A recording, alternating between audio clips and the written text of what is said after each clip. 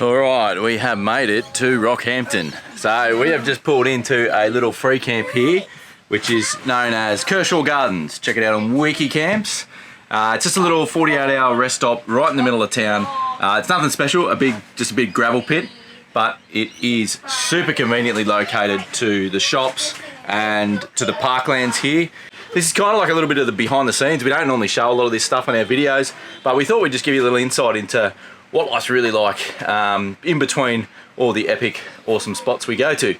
Today's agenda, the fridge is completely empty, or very close to it. It's running extremely low. So I'm going to use that opportunity to defrost the fridge. So I'll get into that and I'll show you how I do that in a minute. And we've just done the groceries. So we've got bags of groceries, there's stuff everywhere in the van. And then, what do you got to do this hour? I've got a date with a washing machine. Oh, I've got, more than one washing machine already. It's at least 8 loads of washing. Yeah. So 8 loads of washing. I've got a heap of editing to do, or I've always got a heap of editing to do, but I'm going to use the opportunity sitting here in town here where there's plenty of service, do some editing and get the next episode uploaded. So we normally dedicate about 2 days a week, 2.5 days a week to the editing and things like that. And then we obviously spend a few hours every day doing social media, doing posts for you guys. Yeah. And go check out Instagram, Facebook. Yeah. Say hi to me. I spend a few hours a day there. Answering questions and responding to comments and everything like that, which we love. Love interacting with all of you guys. So yeah, leave us a comment on this video if you want to say g'day. Or you can also jump over, like Liz said, to Facebook and Instagram, and you can get in touch with us there. Whatever you think your chores in town are going to take when you got to get water and groceries and fuel and everything else. Gas. I got to get a gas bottle. It always takes longer than you think. Don't think it's just a couple of hours and then you're out of town. I don't know, unless it's just us. But I think I think we're pretty efficient, and it still takes us hours. Like. Yeah. 3 or 4 to get everything done. Yeah, so we've come to just write off a day, basically. Just by the time you get into town, get it all done, go find somewhere to camp, it's a day. But I mean, it's only every sort of week to 10 days that we do that. At the most, sometimes less, depending on where we are. Yeah. So yeah, we just come to accept that. And 2 nights just makes it heaps more chilled. And we're full of water, so we'll wash the van, as in inside. We'll give the van a good clean because there's some more sand. We got half a notch point in the Caravan, and yeah, get everything sorted and just make sure when you head off out of town, then you just feel heaps more prepared. You're all clean, all your bedding's clean. Yeah. It just feels like a reset, like you've done a bit of a spring clean. So, and it doesn't actually take that long because it's a nice small space. No. So, rightio, we better get into it. Right, let's stop procrastinating. Let's do it. Alrighty, time to defrost this fridge. So, these compressor fridges have a habit of frosting up from time to time, depending on the humidity and the climate. Sometimes it's pretty frequent. Other times you don't have to do it for ages. So, I don't know. I hope they can hear me. The kids are going ballistic in the background. But anyway, the back of our Bushman fridge is pretty smooth. So, the easiest way I've found to do it is with a plastic spatula. So I'm going to pull everything out of the fridge, which there's not much of at the moment, get all the shelves out, and then I'll just slip this down behind the ice sheet that's caked up on the back, pop it off, and then throw it outside. Oh, it's actually come off by itself this time, so it's going to be really easy. But anyway, I'll show you anyway. I normally wouldn't do it when there's only this much ice, but just because the fridge is so empty, I sort of take advantage of doing it when it's nice and easy. So we use this flexi bucket just to catch the ice normally, and that's why James is getting excited, because he loves playing with the ice, don't you? Yeah. Yeah, you love it. All right. So normally, as I said, we've got to get the spatula in here and we just slide it down and it pops that off. But it's actually already come off when we were driving today. So we drop this in here, smash it up, and then get all the little bits out. The other thing that happens with these fridges is there's a little drain hole here at the back that lets the condensation drain out. And they're pretty small pipe that goes through, so anything that gets caught in there, they tend to get blocked up. And then because when you pull up from travelling, there's water on the floor of the van because the condensation comes out the door instead of draining out the back. So I always, just while I'm here too, just make sure that's clear and poke a little bit of something down there if it needs to clean it out. We'll let James go nuts with the ice, and then I'll give this fridge a proper wipe out. You're trying to get evidence, are you? The fridge you look gorgeous cleaning. The fridge gets so filthy. Okay, so we got all the groceries unpacked, and Liz has taken the kids off now to the playground to have a play there. Playgrounds are awesome for us, especially with the kids at the age they are, and they need their exercise. They need to get a good run around, otherwise they're ratty. So we had a couple of hours in the car this morning, so definitely needed to get them down to a playground to have a good run around. If you've been following us for a while, you might already know this, but when we do our groceries, we try and get everything into containers as much as we can for a couple of reasons. Containers are just a bit more durable, and it just seems to take up less space. If you can pack it all in containers, you get rid of the airspace and things like that. But the main thing is that it gets rid of all our rubbish when we're in town where the supermarket is, where we've done our shop. So as soon as we do our shop, we try and unpack everything and get it up into containers. Fridge is looking a lot better. It's defrosted. We gave it a quick clean out. It's not absolutely chock-a-block in the fridge. Often it is absolutely chock-a-block. Couple of things. I'm off the beers for a little bit at the moment too. I haven't bought any beers, so I'm staying off the beers for a little bit. So that certainly makes a lot of room. But also, just because of where we're travelling at the moment, we're travelling down the Queensland coast and into New South Wales. So there's really no need to overdo it as far as stocking up. Yeah, we're good for another few days. And then this is my editing setup. This is basically me. So I'm running a couple of external hard drives there. As you can imagine, we've collected quite a lot of footage over the trip so far. So we've got a fair few of these hard drives and a lot of terabytes of footage. But yeah, so I'm just going through now.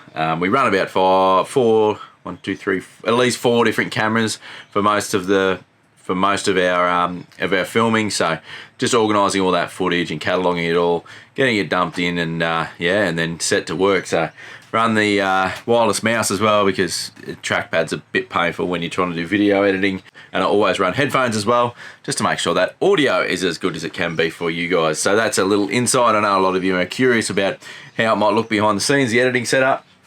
So that's it. I've got another few hours to sit in here and do some editing while Liz has a play with the kids on the playground. It's also a good time for us to have a bit of time, a little bit of time apart, doesn't hurt. Gives me a bit of alone time, and I try and take the kids whenever I can, although there's not that much opportunity to give Liz a bit of alone time. But she'll be over there on Facebook and Instagram, getting back to all you guys, responding to all those comments, and putting together some awesome posts for you guys as well.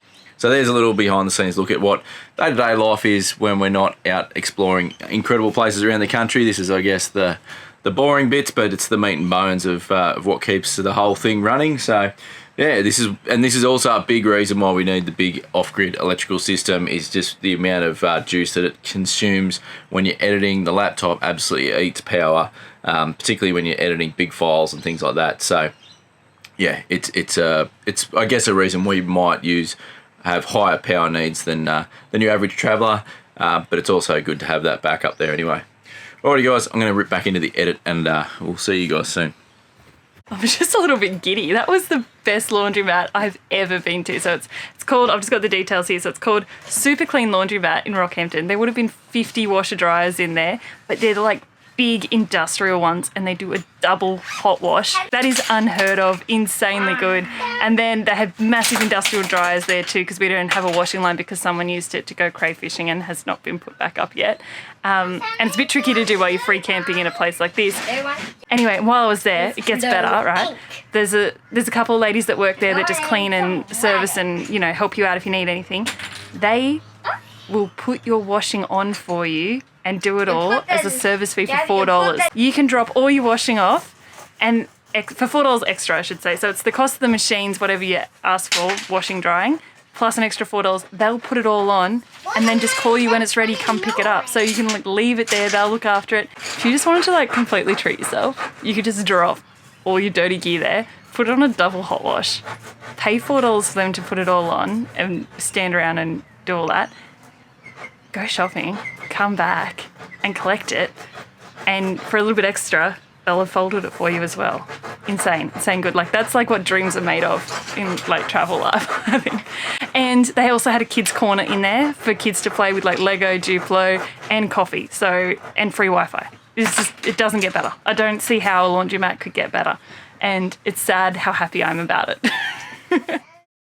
I just wanted to jump in here and just remind you guys about our Movember campaign we're running at the moment. As you can see, the little mo on my top lip's coming along nicely. As always, we're donating 10% of our revenue this month to charity, and this month that will be our Movember campaign. If you'd like to contribute to that, you can do it one of two ways. First way is simply watch the ads in this video, and that'll help raise that contribution that we're going to make to Movember. But if you'd like to make a direct contribution as well, we'd really appreciate that. I'll leave a little thing just up here. I'm pretty sure it'll be. You can click on there to make a donation, or I'll leave a link in the description below this video as well. If you click on that, you can jump over there and throw some money in there. Help us make a difference to men's health in this country. We would really appreciate that. So we wrapped up there in Rockhampton doing all the boring bits that are a part of travelling around the country, and next stop was Bundaberg, so let's dive back in. I'm just saying that look at Simon this needs a hair. haircut. Look, it's longer than mine. Look how good it is. Look, it comes like right to down here. It's a fluff ball. I obviously had a shower last night and washed my hair, which is not as regular as it should be, but got that done. We are in Bundaberg. We are staying out at the Scout Camp, which is about 10 k's out of town, right? Just on the edge of town. So we had a quick look on the wiki camps, and just out of town was this little Scout Camp. Yeah, so it's $10 per site per night, plus $5 for extra people, but they didn't charge us for our kids. Yeah, so $10 a night. Yeah. Hot showers. Hot showers, flushing toilets. And just like big open grassy spaces with trees in between. So it's just bush camping, which is right up our alley. Beautiful grassy areas amongst the trees. No powered camp or anything like that. You can run a generator during daylight hours, but yeah, look, it's a great little spot and a good stepping off point for what we're getting up to today, which is going to be to go and check out the Bundaberg rum distillery. Now, we're not really Bundaberg rum drinkers, to be honest. Not since I was 16. I did this tour back in 2005 when I did my first lap around Australia, and it just was a highlight for some reason. It just stood out to me. So I'm keen to go back, and I really think, even though the kids obviously aren't that much into their rum, the boys do love looking at machinery and seeing how things work. So I think they're going to enjoy it. Well, I hope they will. And anyway, we're going to go and check that out today.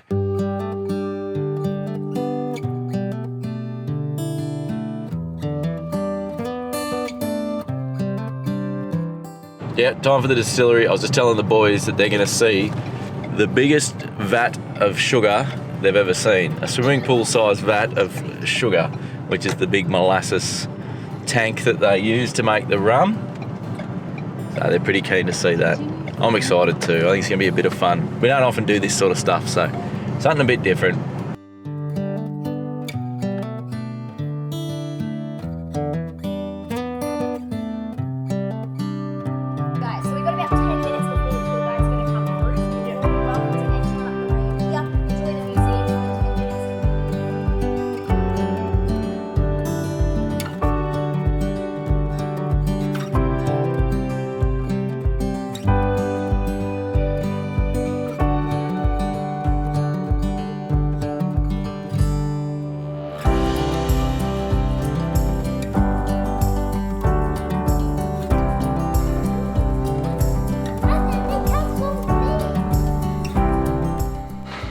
Pretty cool in here, hey? Like it teaches you a lot about how it's made, where it's sourced, and it's pretty simple to understand, so it's good. And heaps for the kids to see and do too, which is good. And it's really cool because we stayed up with a mate who had the sugarcane farm, and so the kids are really like putting it all together, that's where it's grown, then it goes on the trains and it gets processed, and now it's here, so it's kind of cool.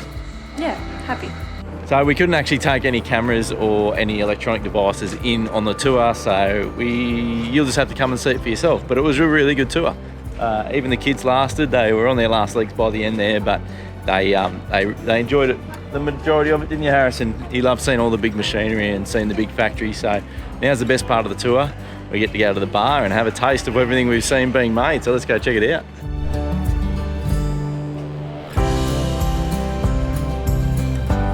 Go, family.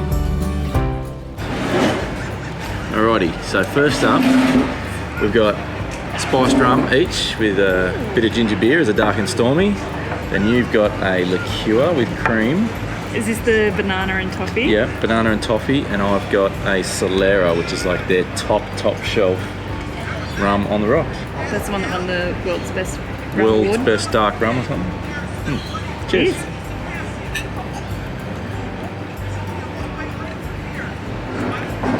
Good. All right, we're going to enjoy this. We'll see you in a bit. How's the rum, Liz? To be fair, I skipped breakfast. The muesli bar. I had a peanut butter wrap. That's all I've eaten today. 2 coffees, and now I'm eating a muesli bar to soak up the alcohol. The rum was good. Except for that Solera. The toffee and banana one was the bomb. How are you going, huh? Mate, I'm fine. Just sitting here enjoying the entertainment in the passenger seat. You're hopeless. You are dead set hopeless. At least I'm a happy drunk. Get day drunk. This is the best. This is like what I love about travel is you can be day drunk any day. It doesn't have to be a weekend. It can be a Tuesday. And you've got your partner with you to supervise the children. Happy days. Happy days. Alright. Definitely put the Bundaberg distillery list on your travel list. That was a good time. That was a good time. We have made our way down to Zone, to the HQ, back to where it all started almost 18 months ago. We're back here to get a service done on the van. So we're going to take you through and show you a little bit of what that involves. The van's actually just clocked up 30,000 Ks. We get a service done every 10,000 Ks. That's what we're going to be doing today. So let's rip in, let's jump inside and take a look at what the guys get up to. It's really just a bearing, brake and suspension check. Give everything a grease, adjust anything that needs adjusting and just make sure everything is running smoothly. It's good for peace of mind and it's good just to make sure that there's no issues that need addressing. So while the van was in its zone, we also got them to do some warranty work for us. One of the things we've had trouble with is this front toolbox has always leaked a little bit of water. So they changed these latches over and put these rubber seals on that go on over the latch, which seems to have helped a little bit. I think pretty sure we're still getting water in, so I ended up just drilling holes in the bottom of the toolbox as well, just to let it drain. And I've just accepted that this box is going to get a little bit of dust in it from time to time, but because we only kept our barbecue and things in there, I don't think it's a huge issue. So this is one of the other areas they worked on for us. It's really hard to get a shot of, but just up in there, that's where the toolbox sits on the front of the van. So this is the front of the van and this is the toolbox. Just in there, they had to put a little bit of silicone seal or a bit more Sikaflex because we were worried about water ingress getting up in there. So moving inside now, we'd seen on one of the zone groups that so we're under the main bed here, so that's our bed lifted up. We'd noticed on one of the zone groups that these sides of the bed box, I guess, that makes up the bed base, because of the way the struts are angled, they were pushing these composite sides outwards, and these were bowing. So they put a couple of these bits of aluminium here and redid the struts to brace that up. So that's really helped with that. Unfortunately, on the other side though, where they've positioned, they're obviously rubbing just a little bit here and at the back up there, which is causing like this black tarnish that you get when you get aluminium. I don't know if that'll focus on my finger, but when you get aluminium rubbing on aluminium. So we might have to look at changing that a little bit when we next have the van up at zone. In the kitchen, they had a couple of things to do as well. The seal that was around this stovetop had let go. This stovetop came loose on us way back earlier in the trip, and it damaged the seal. So they replaced it with a more heavy-duty seal so that now doesn't move and it won't damage the benchtop anymore. Down underneath there, where we've got our microwave, the microwave shelf, just being composite, screwed into composite, had failed and had let go. So the guys built this aluminium frame underneath. If you can see that, it's a bit hard to get a shot of, but this aluminium frame here is not part of the original, so they built this frame which is working really well to support that, to brace that shelf up, because the shelf there had pretty much let go. And a similar thing over at the fridge. Under the sink, if you watched our Kakadu episode, we lost this door. This door came off and actually ripped itself out of its hinges. The door latch let go because of the flex in the hinges, and so we had to put this extra catch on to prevent that from opening. But when that opened, I repaired the hinges and glued them back on, but down the bottom here behind this white strip, it actually damaged the composite, the bottom of the cupboard itself. So the guys put this bit of aluminium strip on there just to dress that back up and hide that. So that's worked out pretty well. So it's a little bit messy under here, a little bit dusty and whatnot, but yeah, they had to do the same thing under the fridge. So this composite shelf that the fridge was sitting on, it did have some aluminium framing here, but they had to do an extra one at the back there just to reinforce the shelf, because the fridge was starting to move, and the fridge surround, which is just held on here by, well, it's now screwed. These used to be rivets, and some of the rivets had let go, and that surround had been damaged. So they replaced the surround around the fridge, as well as putting that aluminium underneath to reinforce that. the other thing under here was that the Truma unit itself, the actual combi, that's our hot water and space heater, that one was only tech screwed into composite here. This used to be composite. It's probably a bit hard to see. It's quite dark down there, but yeah, it was just tech screwed into the composite. And again, the tech screws had stripped out, so the unit had come loose completely off its base and was able to move around. So the guys have put a bit of aluminium in there, redone that. And bolted that in now, as well as a bit of Sikaflex there just to glue it in there. So hopefully that holds up now.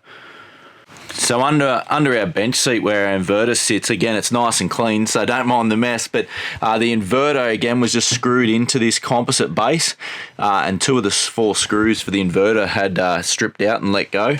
So the guys had to get in there and put in an extra washer just to spread out the load, and they've put actually a nut on the other side of this composite underneath, so it's actually sandwiched between with a nut and a bolt, so that that'll hold on there and shouldn't let go, hopefully.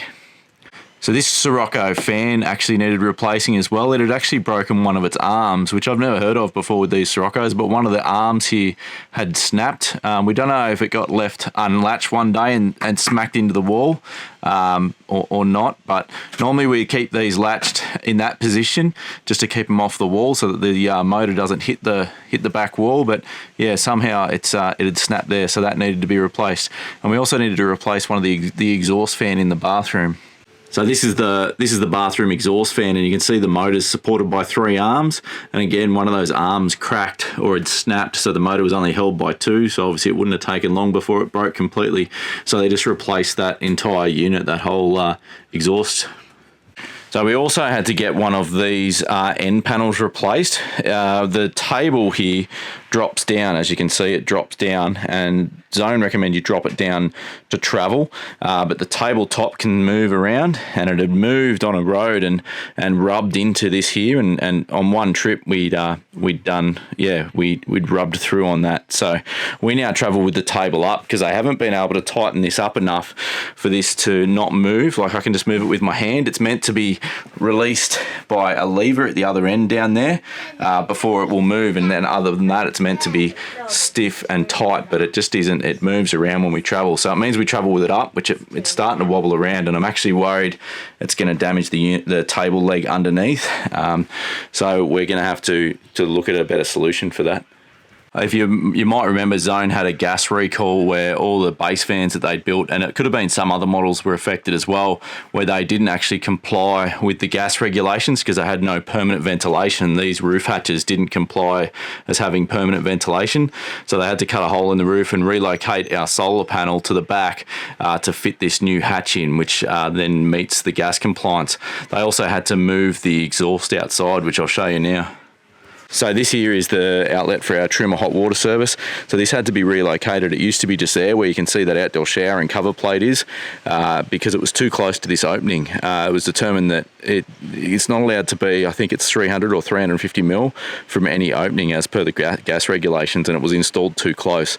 So we've had to have this put in here. This was sort of my idea, was to put an outdoor shower here to cover up the hole. They still had to put a backing plate on there to cover up the edges of the hole made by this, but it's not too bad really. It's not a bad solution, I guess.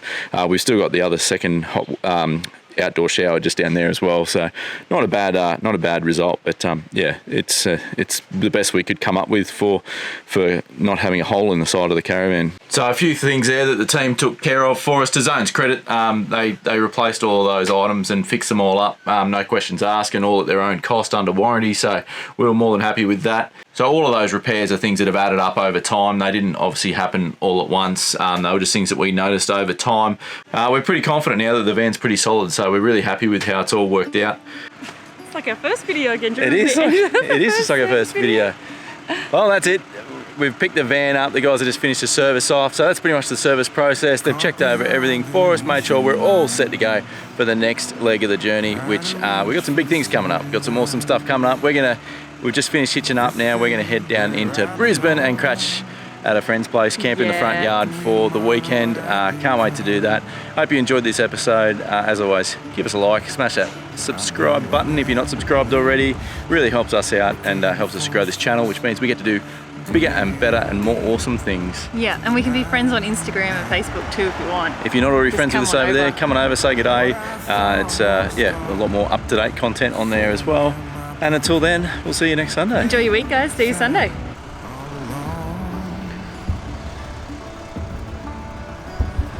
It's time for me to